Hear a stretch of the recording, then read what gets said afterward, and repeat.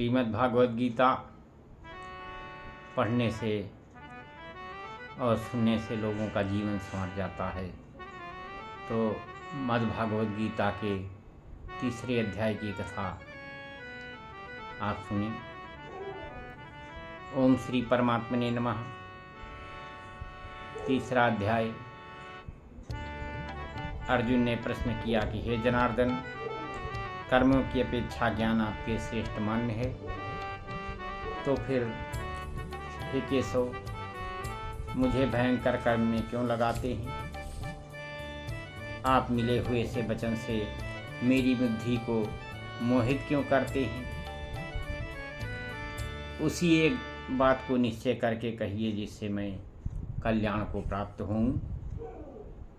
अर्जुन के पूछने पर भगवान श्री कृष्ण कहते हैं कि हे निष्पाप अर्जुन, इस श्लोक में दो प्रकार की निष्ठा मेरे द्वारा पहले कही गई है, ज्ञानियों की ज्ञान योग से और निष्कामियों की कर्मयोग से।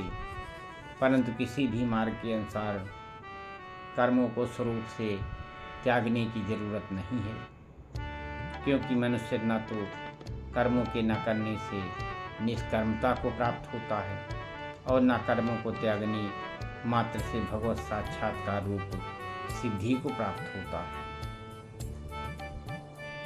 सर्वथा कर्मों का स्वरूप से त्याग हो भी नहीं सकता, क्योंकि कोई भी मनुष्य किसी काल में क्षण मात्र भी बिना कर्म किए नहीं रहता।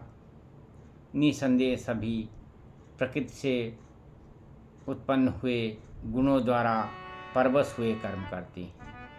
इसलिए जो मूढ़बुद्ध पुरुष इंद्रियों को हठ से रोक करके इंद्रियों के भोगों को मन से चिंतन करता रहता है, वह मिथ्याचारी अर्थात दंभी कहा जाता है।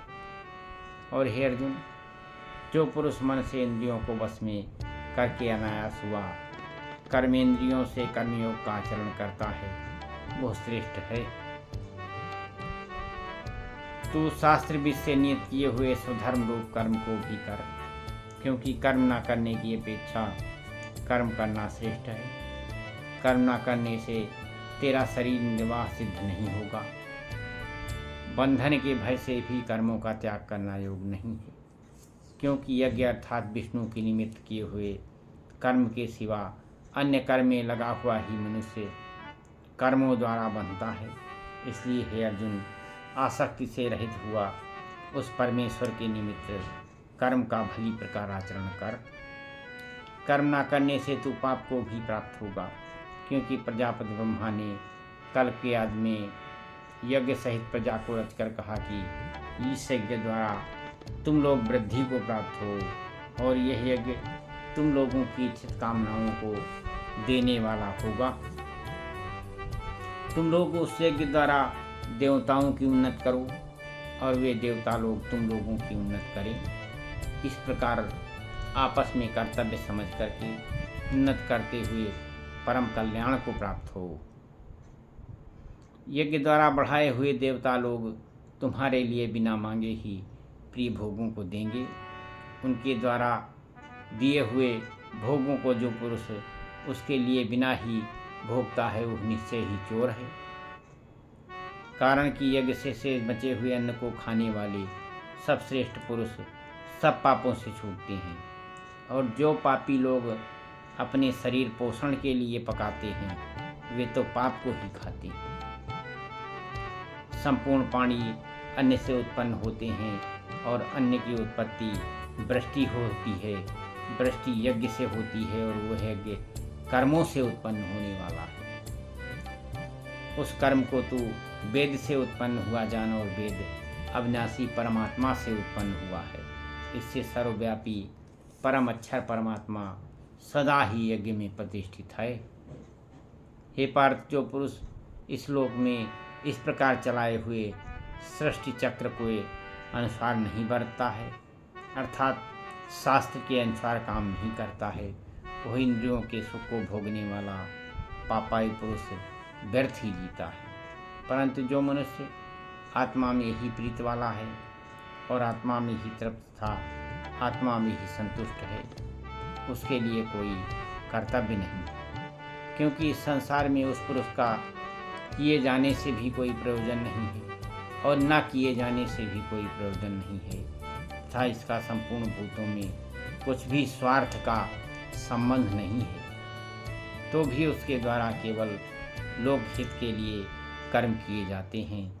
इससे तू अनासक्त हुआ निरंतर कर्तव्य कर्म का अच्छी प्रकार आचरण कर, क्योंकि अनासक्त पुरुष कर्म करता हुआ परमात्मा को प्राप्त होता है। इस प्रकार जनकाद ज्ञानी जन भी आसक्ति रहित कर्म द्वारा ही परम सिद्धि को प्राप्त हुए हैं। इसलिए तथा लोक संग्रह को देखता हुआ भी तू कर्म करने के ही योग्य है, क्योंकि श्रेष्ठ पुरुष जो जो आचरण करता है अन्य पुरुष भी उसके अनुसार चलते हैं।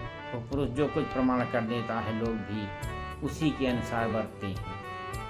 इसलिए हे अर्जुन, यद्यपि मुझे तीनों लोकों में कुछ भी कर्तव्य नहीं है और तथा किंचित भी प्राप्त होने योग्य वस्तु अप्राप्त नहीं है, तो भी मैं कर्म में ही बरता हूँ, क्योंकि यदि मैं सावधान हुआ कदाचित कर्म में ना बरतूँ तो हे अर्जुन, सब प्रकार से मनुष्य मेरे बर्ताव के अनुसार बरतने लग जाएं, और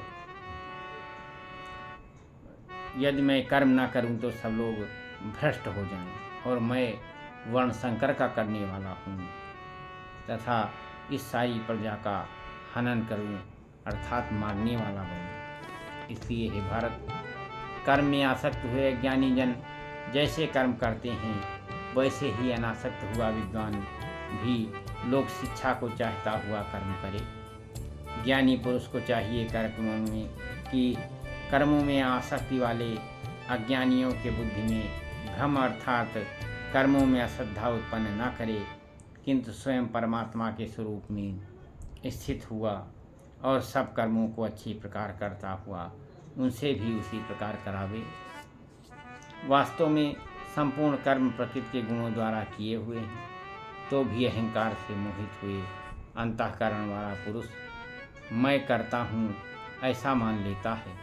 परंतु हे महाबाहो, गुण विभाग और कर्म विभाग के तत्व को जानने वाला ज्ञानी पुरुष संपूर्ण गुणों में बरतते हैं ऐसा मानकर नहीं आसक्त होता, और प्रकृति के गुणों से मोहित हुए पुरुष गुण और कर्मों में आसक्त होते हैं। उन अच्छी प्रकार ना समझने वाले मूर्खों को अच्छी प्रकार जानने वाला ज्ञानी पुरुष चलायमान न करे। इसलिए हे अर्जुन, तू ध्यान निष्ठ चित्त से संपूर्ण कर्मों को मुझ में समर्पण करके आशा रहित और ममता रहित होकर के संताप रहित हुआ युद्ध कर। हे अर्जुन, जो कोई भी मनुष्य दोष बुद्धि से रहित और श्रद्धा से युक्त हुए सदा ही मेरे इस मत के अनुसार बरतते हैं, वे पुरुष संपूर्ण पापों संपूर्ण कर्मों से छूट जाते हैं। और जो दोष दृष्टि वाले मूर्ख लोग इस मेरे मत के अनुसार नहीं चलते हैं, उन संपूर्ण ज्ञानों में मोहित चित्त वालों को तू कल्याण से भ्रष्ट हुए ही जान। सभी प्राणी प्रकृति से प्राप्त होते हैं अर्थात अपने स्वभाव से परवश हुए कर्म करते हैं। ज्ञानवान भी अपनी प्रकृति के अनुसार चेष्टा करता है, फिर इसमें किसी का हट क्या करेगा। मनुष्य को चाहिए कि इंद्रियंदी का अर्थ में अर्थात सभी इंद्रियों के भोगों में स्थित जो राग और द्वेष हैं उन दोनों के वश में ना हो, क्योंकि वे दोनों ही कल्याण मार्ग में विघ्न करने वाले महान शत्रु हैं। उन दोनों को जीतकर सावधान हुआ स्वधर्म का आचरण करे। अच्छी प्रकार आचरण किए हुए दूसरे के धर्म में गुण रहित भी अपना धर्म अत्युत्तम है। अपने धर्म में मरना भी कल्याणकारक है और दूसरे का धर्म भय को देने वाला है। इस पर अर्जुन ने पूछा कि हे कृष्ण, फिर हे पुरुष बलात् से लगाए हुए के सदस्य न चाहता हुआ भी किससे प्रेरा हुआ पाप का आचरण करता है। इस पर अर्जुन के पूछने पर श्री कृष्ण महाराज ने कहा कि रजोगुण से उत्पन्न हुआ यह काम ही क्रोध है, ये ही महासन अर्थात अग्नि के सदस्य भोगों से न तृप्त होने वाला और बड़ा पापी है। इस विषय में इसको ही तू बैरी जान। जैसे धुएं से गर्भ और मल से दर्पण ढका जाता है तथा जैसे जेर से गर्भ ढका रहता है, उसी प्रकार से काम के द्वारा यह ज्ञान ढका हुआ है। इस अग्नि सदस्य न पूर्ण होने वाले काम रूप ज्ञानियों के नित्य बैरी से ज्ञान ढका हुआ है। मन, इंद्रियां और बुद्धि इस काम के वास स्थान कहे जाते हैं और यह काम इन मन, बुद्धि और इंद्रियों द्वारा ही ज्ञान को आच्छादित करके इस जीवात्मा को मोहित करता है।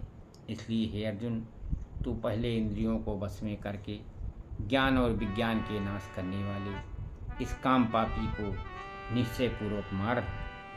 यदि तू समझे कि इंद्रियों को रोककर काम रूप बैरी को मारने की मेरी शक्ति नहीं है, तो यह तेरी भूल है, क्योंकि इस शरीर से तो इंद्रियों को पर श्रेष्ठ, बलवान और सूक्ष्म कहते हैं, और इंद्रियों से पर मन और मन से पर बुद्धि है, और जो बुद्धि से भी अत्यंत पर है वो आत्मा है। इस प्रकार बुद्धि से पर अर्थात सूक्ष्म तथा सब प्रकार से बलवान और श्रेष्ठ अपनी आत्मा को जानकर और बुद्धि के द्वारा मन को बस में करके हे महाबाहु, अपनी शक्ति को समझकर इस दुर्जय रूप काम रूप शत्रु को मार। श्री कृष्ण गोविंद हरे मुरारे, हे नाथ नारायण वासुदेवा। श्री कृष्ण गोविंद हरे मुरारे, हे नाथ नारायण वासुदेवा। श्री कृष्ण गोविंद हरे मुरारे, हे नाथ नारायण वासुदेवा।